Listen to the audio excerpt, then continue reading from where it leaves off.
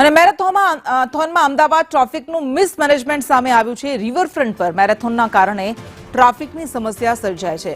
રિવરફ્રન્ટથી સુભાષ બ્રિજનો એક તરફનો રસ્તો બંધ છે।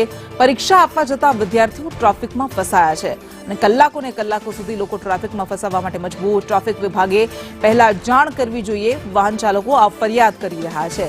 તો મેરેથોનમાં અમદાવાદ ટ્રાફિક પોલીસનું આ મિસમેનેજમેન્ટ સામે આવ્યું છે કે જેના કારણે અત્યારે લોકો ટ્રાફિક જામમાં ફસાઈ રહ્યા છે। જે પરીક્ષા આપવા માટે વિદ્યાર્થીઓ નીકળી રહ્યા છે તેમને પણ આ ટ્રાફિકમાં ફસાવું પડી રહ્યું છે અને પરિણામે વાહન ચાલકો ફરિયાદ કરી રહ્યા છે કે પહેલા અમને જાણ કરવી જોઈતી હતી। ટ્રાફિક વિભાગે પહેલા જાણ કરવી જોઈએ કે જેના કારણે તેઓ કોઈક વૈકલ્પિક રૂટ અપનાવી શકે।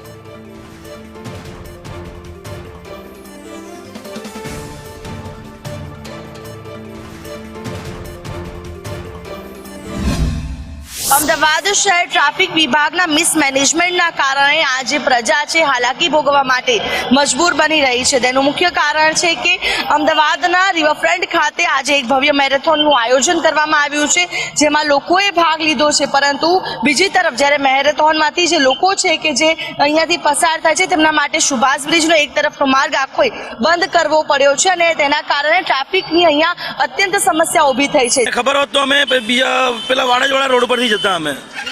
હા, બહુ ટ્રાફિક છે અત્યારે આગળ। ટ્રાફિક પોલીસનું કેટલું મિસમેનેજમેન્ટ છે કે કલાક મેનિંગ કહેવાય આમાં। આ કંઈક કહેવાય છે, પબ્લિક હેરાન થાય છે। પેલા અગાઉ જાણકારી કેવી પડે તો આ માણસ કોઈ નીકળે તો ટ્રાફિકમાં કામકાજના હિસાબે અટવાઈ પડ્યા બધા। કલાકથી ઊભા છીએ અને આ છોકરીને અત્યારે કોર્પોરેશનની એક્ઝામ છે તો કેટલું મોડું થશે, એક્ઝામ ફેલ થશે તો સોશિયલ મીડિયા થ્રુ કે ગમે તે રીતે હું છેલ્લા 20-25 મિનિટથી ઊભો રહ્યો છું। આગળથી જ રૂટ બંધ કરીને ડાયવર્ટ આપવું જોઈએ। જો કોઈ ભૂલથી સુભાષ બ્રિજ પર આવી જાય છે તો 1 કલાક સુધી તેમને ટ્રાફિક જામમાં ફસાવવું પડે તેવી પરિસ્થિતિ જોવા મળી રહી છે। કેમેરા પર્સન મનીષ વાણિયા સાથે આયુષી યાજ્ઞિક, સંદેશ ન્યૂઝ।